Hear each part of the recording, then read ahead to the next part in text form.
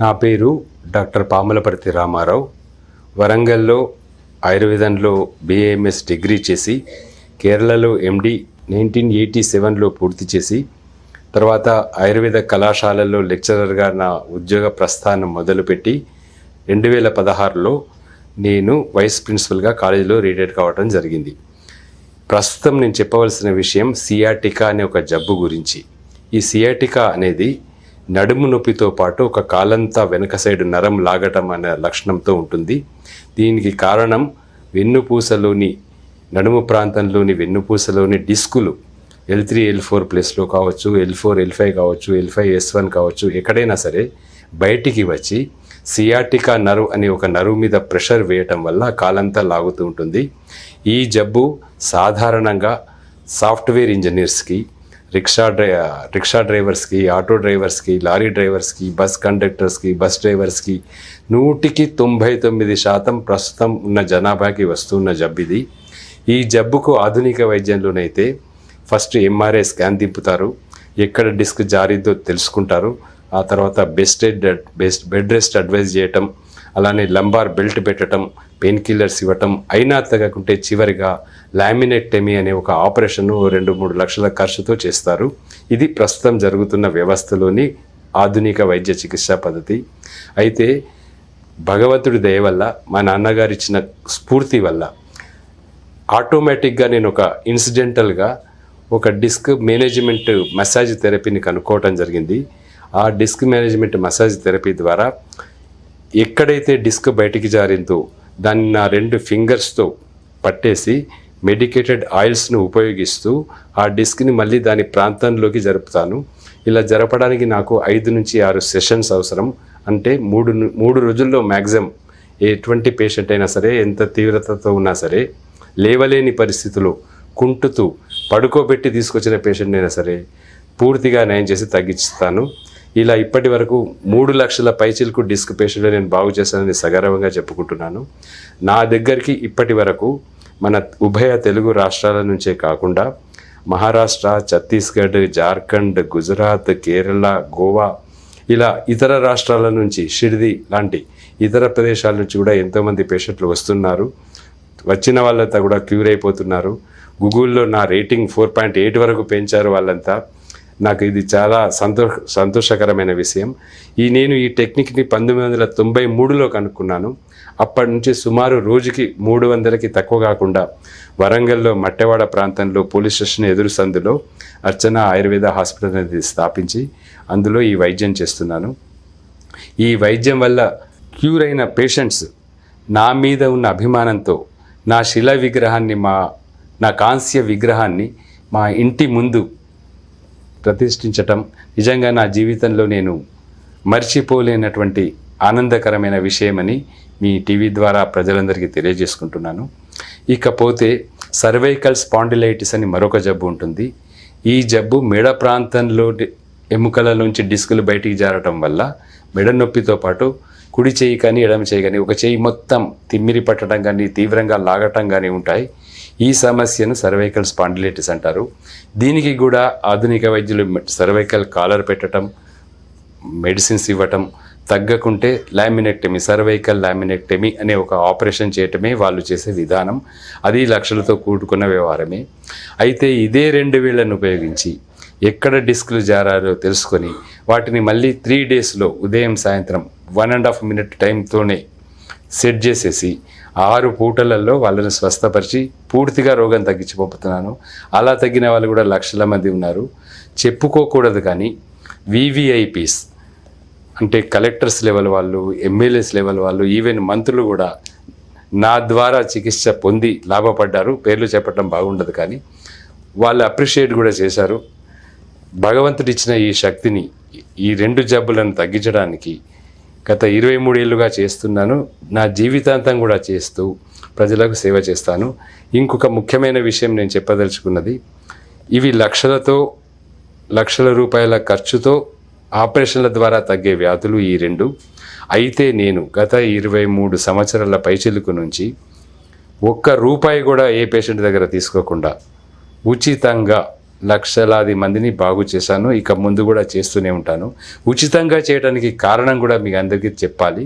దానికి స్ఫూర్తి మా నాన్నగారు ప్రముఖ జర్నలిస్టు పాములపర్తి సదాశివరావు గారు. 1947 నుంచి 55 వరకు అతని సహోదరుడైన మాజీ ప్రధాని పివి నరసింహారావు గారితో కలిసి వరంగల్లో కాకతీయ పత్రిక అనే ఒక పత్రికను స్థాపించారు. ఒక ప్రింటింగ్ ప్రెస్ కూడా పెట్టారు. ఆ వారపత్రిక వాళ్ళు ఇద్దరు కలిసి 8 సంవత్సరాలు నడిపారు. మా నాన్నగారు నాకు రోల్ మోడల్. ఆయన చాలా గొప్ప జర్నలిస్టు. ఆయనకు తెలియని శాస్త్రం లేదు, విజ్ఞానం లేదు. అతన్ని మూవింగ్ ఎన్సైక్లోపీడియా అని పిలిచేవాళ్ళు అతని మిత్రులంతా ఆ కాలంలో. అతను కాళోజీ నారాయణరావు గారు, పివి గారు వీళ్ళంతా ఆప్త మిత్రులు. మా నాన్నగారు నాకు ఇచ్చిన సూచన మేరకు, బాధతో వచ్చే రోగిది దయచేసి ఒక డబ్బు ఆశించకుండా ముందు బాధ తగ్గించు, అతనికి తగ్గినాక ఏమైనా సంతోషంతో ఇస్తే స్వీకరించు, కానీ డబ్బులు అడగకు అని నాకు ఎప్పుడో 25-30 ఏళ్ల క్రితం నేను చదువుకుంటున్నప్పుడు చెప్పిన ఆ మాటలనే స్ఫూర్తిగా తీసుకొని గత 28 సంవత్సరాలుగా ఉచిత వైద్య సేవలు అందిస్తున్నాను. ఇక ముందు కూడా అందిస్తానని నా ద్వారా, మీ టీవీ ఛానల్ ద్వారా ఈ విషయాలు తెలుసుకొని ప్రజలు వచ్చి ఈ వ్యాధులకు పూర్తిగా ఉపశమనం పొందాలని నేను కోరుకుంటున్నాను. ఒక జబ్బు ఆస్టియో ఆర్థరైటిస్ అంటే మోకాళ్ళ చిప్పలు అరిగిపోవటం అని మామూలు భాషలో అంటారు. ఇది సాధారణంగా 50-55 ఏళ్ళు నిండిన ప్రతి స్త్రీలకు కానీ పురుషులకు కానీ వార్ధక్యం వల్ల వచ్చే జబ్బు. ఈ మోకాళ్ళల్లో ఉండే జిగురు అరిగిపోవటం వల్ల, మామూలు భాషలో అయితే సైనోవేల్ ఫ్లూయిడ్ అంటారు, అది అరిగిపోవటం వల్ల గ్యాప్ ఏర్పడి కింద కూర్చోవటం లేవటం చాలా ఇబ్బందిగా ఉంటుంది. ఇది ఓల్డేజ్లో కామన్గా వచ్చే 99% వచ్చే జబ్బు.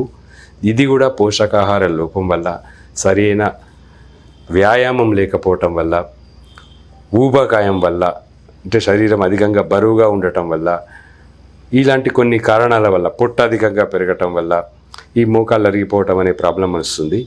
ఇది వచ్చిన వాళ్ళకి ఆధునిక వైద్యులైతే నీ రీప్లేస్మెంట్ థెరపీ అంటే మోకాలు చిప్పలవి తీసేసి కొత్తవి కృత్రిమ మోకాలు చిప్పలు అమర్చే ఆపరేషన్ అది చేస్తారు.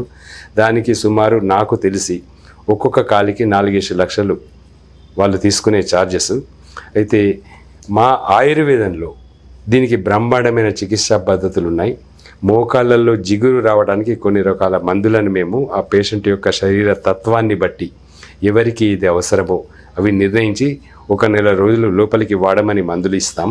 అలానే కొన్ని రకాల మందులతో చేసిన ఆయిల్స్, మెడికేటెడ్ ఆయిల్స్ అంటారు, వాటితో మోకాళ్లకు మర్దన చేసుకునే ఒక ప్రత్యేక చికిత్సా పద్ధతి, అది నేను కనుక్కున్నది, మా శాస్త్రంలో చెప్పబడలేదు. ఆ పద్ధతి ద్వారా గనక ఆ మెడికేటెడ్ ఆయిల్స్తో మోకాళ్ళను ఈ రకంగా మర్దన చేస్తే 5 నిమిషాలు ఉదయం రాత్రి మర్దన చేసి తర్వాత వేడి నీళ్ళల్లో కర్చీఫ్ లాంటిది ముంచి కాపడం పెట్టడం, హాట్ ఫార్మెంటేషన్ అంటారు దాన్ని, అలా చేస్తే కరెక్ట్గా 1 నెల లేదా 40 రోజుల్లో ఆ మోకాళ్ళకు మళ్ళీ శక్తి పటుత్వం వచ్చి అందులో మళ్ళీ ఫ్లూయిడ్ ఫామ్ అయిపోయి ఆ పేషెంట్ కూర్చోవటం లేవటం ఈజీ అవుతుంది, ఫ్రీగా నడవగలుగుతాడు. ఇది 40 రోజుల కోర్సు మాత్రమే. ఎంత దీర్ఘకాలికంగా ఉన్నప్పటికీ, ఎన్ని సంవత్సరాల నుంచి ఉన్నప్పటికీ, అసలు ఏమాత్రం కింద కూర్చోవటం రాని పేషెంట్కైనా సరే 40 రోజుల్లో చక్కగా కింద కూర్చొని లేచేట్టుగా చేయవచ్చు. అనవసరంగా ప్రజలందరికీ విజ్ఞప్తి, దయచేసి ఆపరేషన్స్కి వెళ్ళకండి, మోకాళ్ళ చిప్పలు మార్పించుకోకండి. కృత్రిమంగా ఏది పెట్టినా దానివల్ల పూర్తి సక్సెస్ అయితే ఉండదు, 100% గ్యారంటీ ఏ డాక్టరు ఇవ్వరు. కనుక దయచేసి ఈ జబ్బుతో ఉన్న వాళ్ళు కూడా మా హాస్పిటల్ని సందర్శించండి. 1 పైసా ఖర్చు కాకుండా మందులకు మాత్రం మీరు భరించాల్సి ఉంటుంది. రాసిన మందులు కొనుక్కోండి, ఆయిల్స్ తెచ్చుకోండి, మర్దన చేసి మిమ్మల్ని బాగు చేస్తానని ఈ ఛానల్ ద్వారా మీకు అందరికీ తెలియజేస్తున్నాను. అదేవిధంగా ఫ్రోజన్ షోల్డర్ అని ఒక జబ్బు ఉంటుందండి. అనగా ఒక చెయ్యి మామూలుగా ఇలా పైకి లేపుతాడు, ఇంకో చెయ్యి లేపడం మాత్రం కష్టం. ఇది ఇలానే ఉంటుంది. ఎందుకు లేకపోవడం కారణం అంటే, ఇక్కడ ఉండే షోల్డర్ జాయింట్, ఇలా ఉండాల్సిన జాయింట్ యాక్సిడెంట్స్ వల్ల కావచ్చు, వ్యాయామం సరిగా చేయకుండా ఎక్కువ తక్కువ బరువులు ఎత్తటం వల్ల కావచ్చు, పడిపోవటం వల్ల కావచ్చు, జారిపోతుంది, ఇలా బయటకు వచ్చేస్తుంది. దీనికి ఆర్థోస్కోపీ అని 13,000 రూపాయలతో జారిందా లేదా, పక్కకున్న లిగమెంట్స్ ఏమైనా తెగిపోయాయా పరీక్ష చేయటానికే ఆర్థోస్కోపీ అనే టెస్ట్ చేస్తారు. ఆ టెస్ట్కి 13,000 ఖర్చు. మళ్ళీ దాన్ని ఆ ప్లేస్లో కూర్చోబెట్టడానికి మళ్ళీ 1,00,000 రూపీస్ వరకు ఛార్జ్ చేసుకొని సర్జరీ చేస్తారు.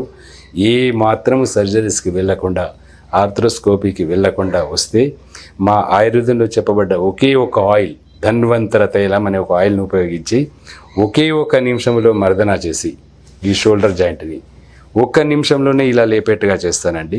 ఇలా ఎంతోమందికి చేశాను కూడా. దయచేసి ఈ ఫ్రూజన్ షోల్డర్తో బాధపడే వాళ్ళు ఏమాత్రం టెస్ట్లకు వెళ్ళకుండా, స్కాన్లకి వాటికి దిగకుండా మా హాస్పిటల్కి వచ్చి వారి జబ్బు తగ్గించుకోవాలని మళ్ళీ ఛానల్ ద్వారా ప్రజలందరికీ విజ్ఞప్తి చేస్తున్నాను.